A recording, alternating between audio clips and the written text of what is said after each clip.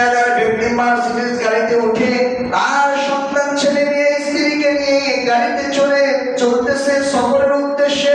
এমন স্ত্রীতে গাড়ি সে চালানো শুরু করে দিল। কিছু দূর যাওয়ার পরে হঠাৎ করে তার গাড়ির সামনে একজন ব্যক্তি প্রতীক দাঁড়ালো। হঠাৎ করে দাঁড়ানোর পরে বলতেছে, ও দুনিয়াদার ভাই, তুমি গাড়িটা একটু থামাও। তখন ওই দুনিয়াদার বলতেছে, কেন আমি গাড়ি থামাবো ভাই? আমার গাড়িতে কোনো জায়গা নাই, আমি তোমাকে গাড়িতে উঠাতে পারবো না, আমি গাড়ি থামাবো না। তখন ওই প্রতীক ব্যক্তি বলে, না না, আপনি গাড়িটা থামান, কারণ আমাকে যদি আপনি নিয়ে যান আপনার উপকার হবে।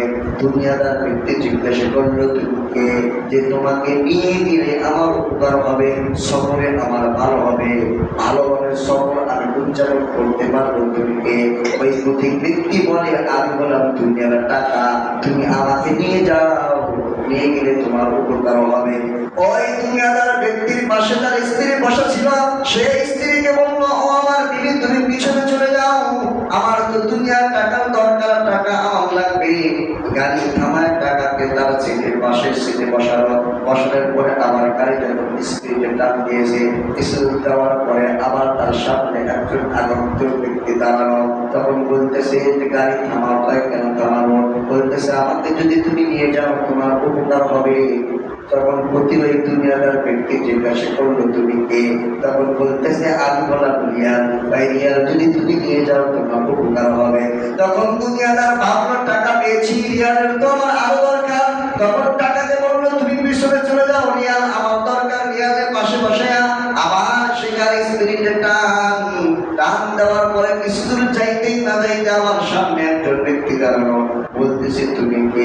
বলতেছে, আমি বললাম ডলার ভাই, আমাকে তুমি নিয়ে যাও, তোমার উপকার হবে। তখন ওই দুনিয়াদার ব্যক্তি বলতেছে, ও রিয়াল তুমি পিছনে শোনো, ডলার আমার দরকার। এরকম করতে করতে আবার কিছু দূর গেল, আবার একজন সামনে দাঁড়ানো। বলতেছে, তুমি কে?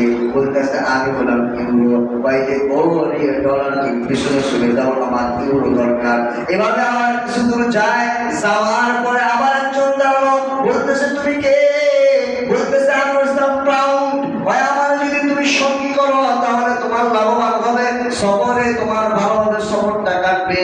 তখন বলতেছে, আমার পাউন্ড তো আরো বেশি দরকার। পাউন্ড পাইছে, টাকা পাইলো, রিয়াল পাইলো, ডলার পাইলো, ইউরো পাইলো, পাউন্ড পাইলো। সবগুলো পাওয়ার পরে দুনিয়ার সকল টাকা পাওয়ার পরে যখন স্পিরিটের টানটা দিছে, দেওয়ার পরে সামনে কিছু দূর যাইতে তার সামনে দাঁড়াইছে দুনিয়া। তখন বলতেছে, তুমি কে? ভাই, আমি বললাম দুনিয়া ভাই, তুমি আমারে নিয়ে যাও, নিয়ে গেলে তোমার সফরটা আরো ভালো হবে। তখন দুনিয়াদার ব্যক্তি বলতেছে, দুনিয়াও তো আমার দরকার, আসো আসো, তুমি আমার পাশে আসো। সব দুনিয়া ওই দুনিয়াদার নবী এমন ভাবে টানটা দিছে, টান দেওয়ার পরে কিছু দূর যায়, যাওয়ার পরে তার সামনে তার নেক আমল দাঁড়াইছে। নেক আমল যখন দাঁড়াইছে তখন বলতেছে, ও ভাই তুমি কে? বলতেছে, আমি তোমার সহায়তার নেক আমল, তুমি আমার সাথে নিয়ে যাও, তোমার উপকার হবে। এখন দুনিয়াদার নবী বলতেছে, না না না, নেক আমল আমার এখন কোনো দরকার নাই, আমি টাকা পেয়েছি, আমি রিয়াল পেয়েছি, আমি ডলার পাইছি, আমি ইউরো পাইছি, আমি পাউন্ড পাইছি, দুনিয়াও আমার সঙ্গে, আমার এখন নেক আমলের দরকার না, নেক আমল পরে দরকার, এখন আমি দুনিয়া উপভোগ করি।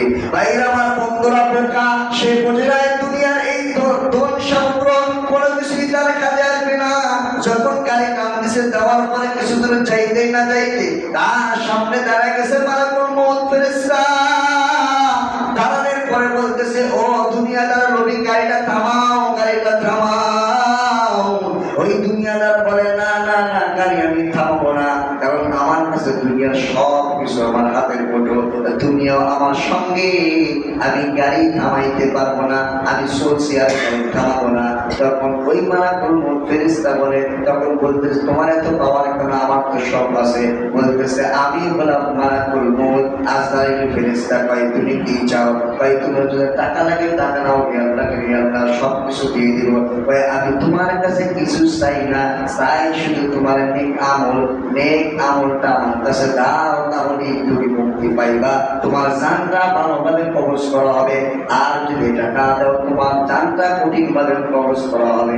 তখন বলতেছে আমার সবই আছে, কিন্তু নেক আমল তো আমার সামনে দাঁড়াই ছিল, আমি তো নেক আমল নিয়ে আসি না, একটু সময় দাও, আমি নেক আমলটা নিয়ে আসি। তখন বলতেছে না না না, তোমার সময় দেওয়া হবে না। আল্লাহ রাব্বুল আলামিন লিকুল্লি উম্মাতিন আজাল, ইযা জাআ আজালুহুম ফালা ইস্তাখিরুনা সাআতান ওয়া লা ইস্তাকদিমুন।